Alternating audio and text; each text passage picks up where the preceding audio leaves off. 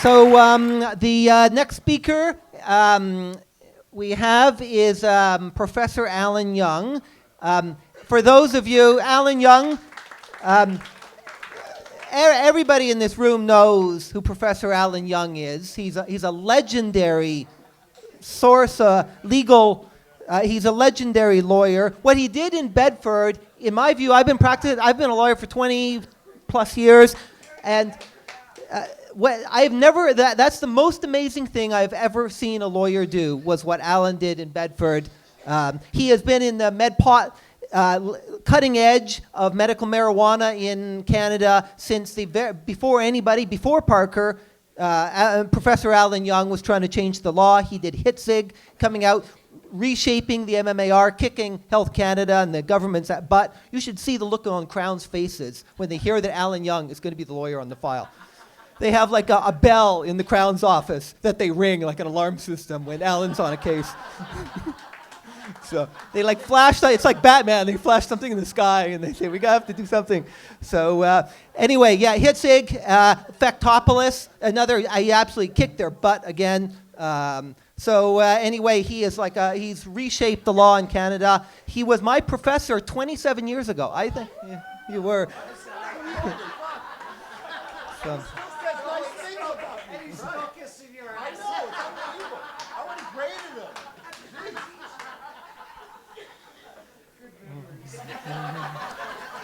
So anyway, Alan Young, and he's also the vice president of NORML Canada. He's on the board of directors. So the big decisions we make, sometimes we require urgent assistance for the board to guide us because we take our responsibilities really seriously. People give their time and their money, and they say, you know what, NORML's doing. We got to get behind it. So, rest assured that, we take our job very seriously. And, we welcome all other serious activists to come and join us. But anyway, so please welcome Alan Young.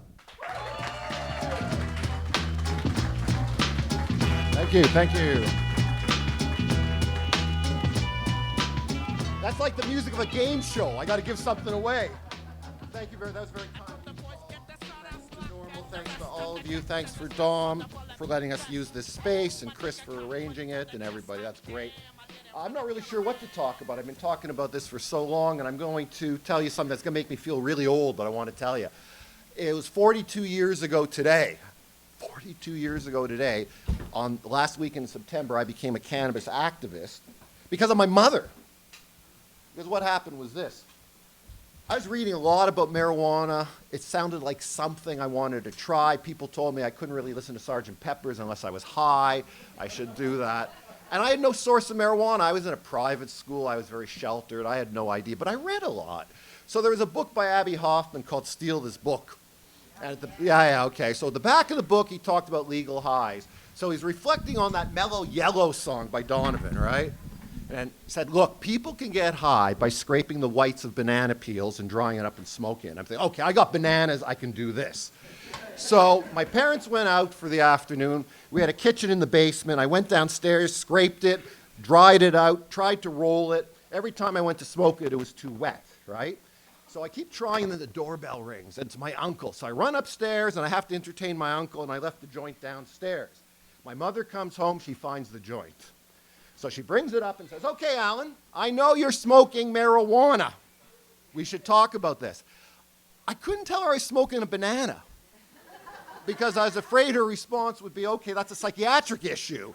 So, we'll have to do something. So I said, you caught me. And you know what? She did the right thing. For every day, for 6 months, she would cut out newspaper articles and say, here's what's wrong about marijuana.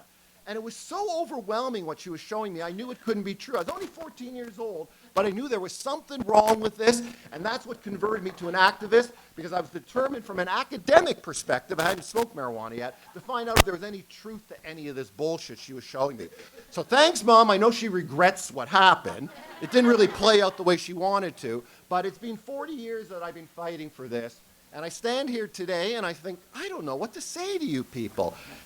It seems like a very auspicious time, right? We're on the cusp of an enormous change. But all I can remember is the Who song, Won't Get Fooled Again, is in my head. And it's haunting me, and it's funny, I met with John this morning, and John's my vintage too, and he goes way back, and he knows this stuff. And he had all this memorabilia. And he shows me an article from 1979, and I remember this so well, just coming out of high school, thinking the world is going to change. 3 parties back decriminalization of marijuana. 3 parties, and nothing changed, did it? Thanks, John, for reminding me of how tragic our history is. Look, what history tells us, and I just want to talk a bit about history and then about current times. History tells us 2 things. History tells us don't get so excited. The promise of change is undercut by things like that. There's been many promises. We've been here before. But history also shows us that change is inevitable. This law has never sat on a valid foundation. Never. Okay? For a quick history lesson, 1923 we create the law. It was created because of fear of visible minorities. It had nothing to do with science or any understanding of marijuana. And all the prosecutions until the 1960s were all visible minorities, and nobody gave a shit, right? Because it just were the outsiders. It took the 60s and all these white middle-class kids to start smoking, then everybody started calling for reform. You had the Ledane Commission, the Schaefer Commission, because our kids were using marijuana and we didn't want to demonize them. And things should have changed in the 70s as everyone was recommending reform. And then unfortunate things happened because, you know, a lot of life is about fortuity. Things just happen. 3 things. Reagan. Okay? So Reagan had to give Nancy Reagan some portfolio because First Lady has to have one. She has no capabilities, so he gave her the war on drugs, and she's the one who came up with just say no. That was the mantra for the 1980s, the most bizarre mantra in the world. It's like going into a psychiatric facility with the people who are depressed. Just cheer up. Like that's a solution to anything, just say no.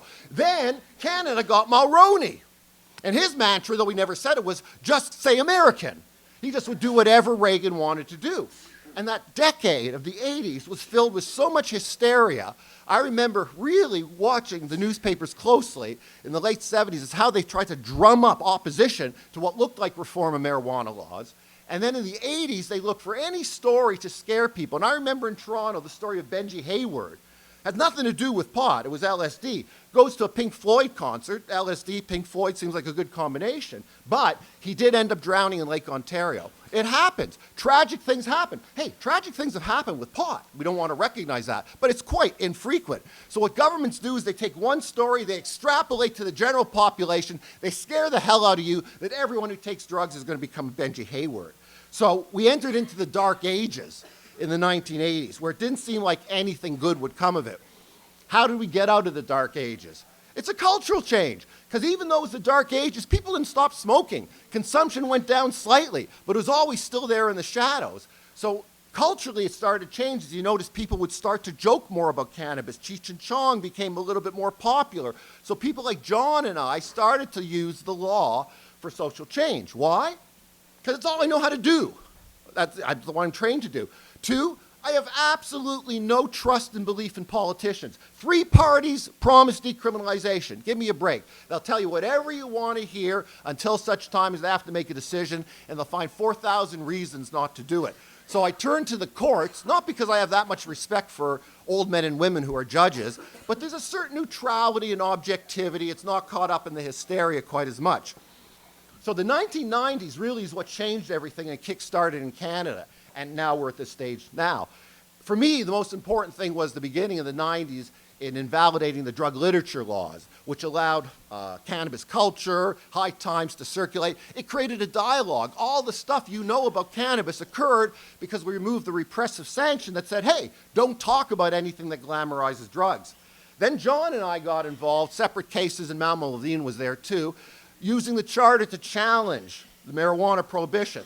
I never in a million years thought that would be successful, but I knew if we could get media attention and get the right evidence before the court, people would start to learn about marijuana. And the greatest satisfaction in my career was August 1997 when they dismissed the constitutional challenge in Clay, and the headline in the Globe and Mail said, marijuana is relatively harmless, because that's what the judge found. And that to me was the beginning of the end of this sanction. Hey, but that's 1997. We're 20 years later, and it still hasn't changed. So more work had to be done. It's probably the next phase, and maybe the most significant phase in law reform, was all the medical stuff. Because everybody understands compassion and the need to use medical treatments that work for you. It was the easiest cases I've ever done in law. Hey, judges are all old men and women. I'm talking about cannabis and arthritis. They're going, oh, geez. You know, what if I want to use arthritis? I'm going to let the government tell me no? So we manage to normalize marijuana beyond recreational use into medical use. And here's the thing about medical use. If it's good for medicine, it means it's relatively safe, right? And if it's relatively safe, then what's the recreational prohibition all about? So we've really managed to sort of unravel a lot of the mythology through the medical stuff. But quite frankly, that's as far as the law is going to take us. The charter's not going to take us any further. It's now a pure political parliamentary decision, and we are in an election year where it is being debated, at least in a modest way. But listen, you can't be complacent and think it's inevitable, it's going to happen, Trudeau's going to get in, we're going to legalize. We're really far away from that, and a lot of work has to be done, and we only have about a month or so. But things are encouraging. I want to just share with you that I met with Trudeau. I'm not doing that much politically because I hate politics, but when he said he's going to legalize, I thought, oh, gee, I got to speak to this guy and see if I can help. Now that I'm older and people take me seriously, they didn't when I was 30 and 25, I was just a pothead, I thought I could help him. So I met with his advisors, and he showed up by surprise. And my impression, and I've been duped many times in my life, but my impression was he's sincere. And you know what? He's not into pot. His advisors were telling me he tried it when they were all at, I forget what university, Laval, McGill, Concordia, doesn't matter. And he's the only one who didn't like it. And I'm thinking, oh my God, why does he come out and tell Canadians that? Because that's what they have to hear because he looks so young. I'm not a pot smoker, but I understand that the best thing for Canada is to move in the direction of Europe and the American states that have legalized. He would get a lot more credibility because right now, what's undercutting him is his youth, and the Conservatives are using that. Oh, he's young, he must be going to parties and getting high with vaporizers, you know, all that type of stuff. So, the bottom line is, the only reason why things are good right now is because the police don't care. And that's a big start. It is such a low priority for them. It is astonishing what is going on around this country right now. Beyond Trudeau's statement, the great gulag in the South is changing. That's a remarkable change. But what really freaks me up, because I've been out of the scene a little bit, is walking around the streets and seeing how many dispensaries there are, how many clubs there are, how many smoke-ins, vapor lounges. I don't even know what you call it anymore. People are walking down the street smoking. Everyone's acting like the law is dead. That will mean the law will die. However, understand, while you get excited and dance on the streets getting high, people like John, Paul, myself are still dealing with the shit, okay? For example, I got to deal with a mandatory minimum sentence of 6 months for someone who grew 29 plants in Barrie. It's astonishing, first offender, and it's a serious case that I have to challenge. I can't believe the government would think this is appropriate to send one to jail. I got a call yesterday from a teacher in Aurelia, got my number, called me, says, I got caught with 3 grams driving in my car, and they want to prosecute me, and I'm going to lose my job as a teacher. And now I got to speak to the Crown in Aurelia and speak to them about, you know, withdrawing the charge so he doesn't lose his job, destroy a life over 3 grams. So I know we feel things have changed, but they haven't really changed. The bottom line is we're surviving on the low priority of the police, and that could change overnight. All that government has to do to change that is give the police money to enforce the drug law. They will. They just don't right now because they're not giving any increased budgetary allocation, and they got bigger problems, gun crimes, heavier drugs, things like that. But here's what sort of puzzles me about this thing. You know there's 3 million users, roughly. I know that a lot of the 3 million are not of voting age, okay? But at least half are.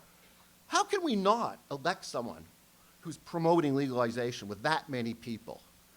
But the weird thing about this election is it's floated as an issue, but nobody's talking about it. Everybody wants to talk about the economy and national security, and I understand that. That's important. Marijuana is an economical issue. You may not think of it that way. I think of it as a principled issue. You have a right, autonomous right to consume what you want. But if you want to do economy and business and capitalism, marijuana is right there. I mean, we're talking about approximately $750 million would be saved on law enforcement. And Fraser Institutes and the Harvard economic professors, they all think it's around $11 billion in tax revenue. You know, if Trudeau wants to run a deficit for 3 years, he's got to legalize because that's how he's going to, in 2019, balance the budget. And I think that's why he's somewhat sincere about this. But even though it's an economic issue, and it's sound economic policy to legalize marijuana and probably all drugs, quite frankly, nobody wants to talk about it, and this is why. It's difficult. Despite the importance of the issue to Canada and to our environment and to our economy, there are two reasons why people don't want to go out on a limb and on a platform to say, I want to legalize marijuana, let's debate and talk about it. Even if marijuana can be proven to be benign and harmless, which I think we've proven that, people see it as trivial. It's about getting high. How could that be a #1 political issue? It's like making the right to play golf a political issue. But if you took away the right to play golf from all the old people in this world, it will become a political issue, right? If you start calling golf addicts golf heads, like potheads, we will start to make it an important issue. So people are worried, and I think Trudeau is worried, that if he starts to talk about it, he's going to get questions about, are you going to promote this because it's good for your hair or something like that? That they're going to trivialize him and make him seem like a little baby because he does have that baby face. The second reason why it's hard to do this politically, nobody wants to talk about the value of getting high. It's like everyone say, marijuana's safe. Okay, that's fine. But nobody wants to go to the next part and say, it's actually a good thing for a lot of people, not for everybody. Let's not be foolish. But for most people, there's enormous value, whether it's spiritual value, whether it's intellectual value, or whether it's just the frivolity of seeing the world through a new pair of eyes. I don't want to overstate it, but there is value. But you know, if I start talking like that in some conservative environment with a lot of older people, I lose them.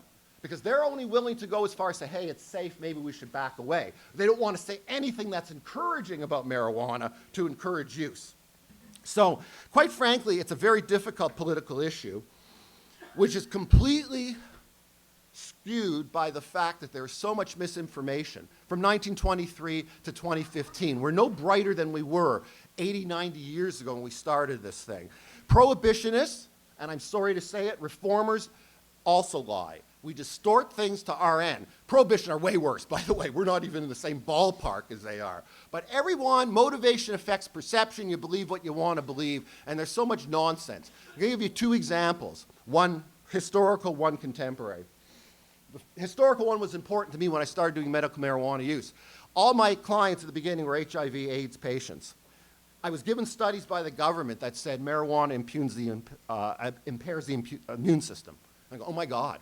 I can't advance a claim for HIV patients that they should smoke marijuana. It's just going to make them more sick. So I went to do the research and found out these studies came out in the 1970s from a guy named Nahas in Colombia. And they've been thoroughly discredited. And why did Nahas create this hysteria about immune impairment? Because he had this view. He was Egyptian, and he believed that the great civilization of Egypt, thousands of years ago, it fell apart because everyone was smoking hash. There's no historical record for that. He must have been smoking hash to come up with that idea. But the reality was, he had this aversion to marijuana because he felt it hurt his culture and his ethnicity. Nothing to do with science, but for 30 years, people believed this. And it was very frightening when we started the whole medical marijuana campaign to wonder whether or not he was right. The second example I want to give you is Harper.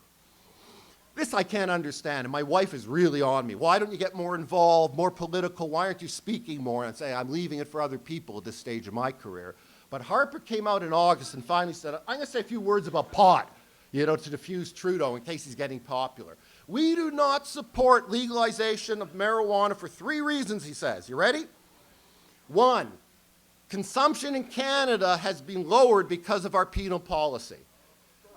Unbelievable. Wait. Canada, per capita, we smoke more pot than anyone in the world.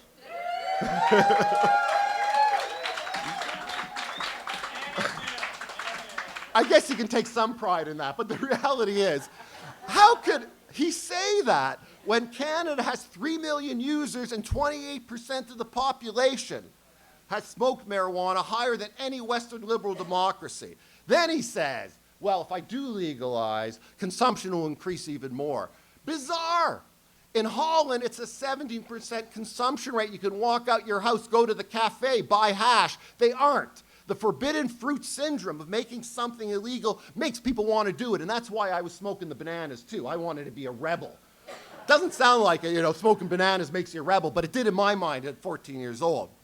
Then he says, the third reason, Canadians don't support the change.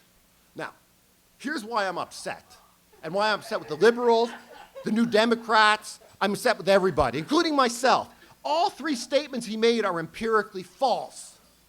They're easy to demonstrate that they're false. When someone says, oh, marijuana might cause psychoses, that's a hard thing to debate. Okay, there's a lot of nuance to the statement. But all three things, our consumption rate, whether it goes up or down, and Canadian public opinion, which has always stood at 70% of Canadians want a change, and about 40% want legalization. No one responded to him. This guy gets away with murder. Forget pot. You have to say, if he's going to lie about things that are so obvious and easy to prove, what else is he lying about? What about the deficit? What about his national security plans? It wasn't exploited because nobody wants to really promote the whole drug issue. I know there's a debate coming up in a day or two, and I'm damn curious to see if anyone brings this up, and I bet you nobody does. So, the reason I mention all this, because it's a little bit disappointing to see, is the revolution will not be televised. That's what I'm going to tell you. The revolution will not be televised. There will not be a public debate on the value of marijuana legalization. There will not be an opportunity in the next month to educate people, to tell them and diffuse the mythology of cannabis use. We don't have the time. People don't want to debate it. It is an issue for this election, but it's sitting in the shadows. But you have a unique opportunity. Your friends have a unique opportunity. You got to get out and talk to people. You finally can speak through your vote on this issue. And so here's what I say, because I really have no faith in any of the parties. If there's nothing else about the Liberal platform that offends or repulses you, vote for them.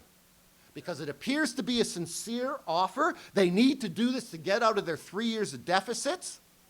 Give them the opportunity to prove that they will be honest and have some integrity. It's a big assumption, but I really think when you look at all three parties, I don't really think it makes a lot of sense to vote for one right now because one wants to run a deficit, one doesn't. These are trivial things that people will change their mind on once in power. But if he's being sincere, this is a unique opportunity for us because I warn you, if we don't do it now and Harper gets in, you got another 5 years of stupidity and repression because I believe Harper would want to legalize. I truly believe. But he said so many awful things about marijuana, he can't do it. He dug himself into a hole. He wants the same tax revenue that's coming out of Colorado, but he would look like a complete fool if he stood up and said, now I see the wisdom in cannabis. Why he's so against cannabis, I don't know. We knew Nahas had this whole thing about his ethnicity. Harper, I can't figure out. I look at him, I kind of picture him in high school. He's probably the kid at the party who was sitting in the corner, they passed a joint to, he started to smoke it, and he started coughing and spitting, and his eyes were tearing, and everybody made fun of him, and that's probably why he is the way he is. And that's how... It has nothing to do with his party sitting down and looking at the available evidence. Now, the one thing I will say about the NDP, because I heard it here today, and I didn't know their promise of a commission. As much as I don't like it and delays things, I can guarantee you the result of any commission will be the same as the Ledane Commission. And it will trigger some good response. But can we wait 5 years? Probably. But I still don't want to be running to Barrie to defend someone on a mandatory minimum. I don't want to be dealing with Crown attorneys on 3 grams. We have bigger problems in this country than going after people who like to get high a little bit or like to get high a lot. It really doesn't matter because we're not seeing any evidence of an increased harm to society as a result of people who smoke a lot. And never personalize a debate. It's really rude to do so. But you know what? I've been smoking for 42 years, and I'm still standing, and I'm still a productive, law-abiding citizen in every other regard. So if you really want to change the law beyond voting, start getting people you know who are venture capitalists, who are doctors, who are lawyers, who are politicians, who are police officers, who are judges. I know them. Tell them to come out and start talking. Because when Pierre Burton came out in the 2000s and said, I like to smoke pot, everybody listened and thought, oh my God, he wrote these iconic books about a railroad while high, you know? That's quite the achievement. And that's one of the reasons why we're a little bit behind the States right now, is because nobody in positions of power or influence, other than people like myself who've been out of the closet for so long it doesn't matter, nobody wants to come forward. But if Canadians knew who were the smokers in this country, they would quickly realize that it is not something that harms a country, it can only enhance the life of this country. Thank you.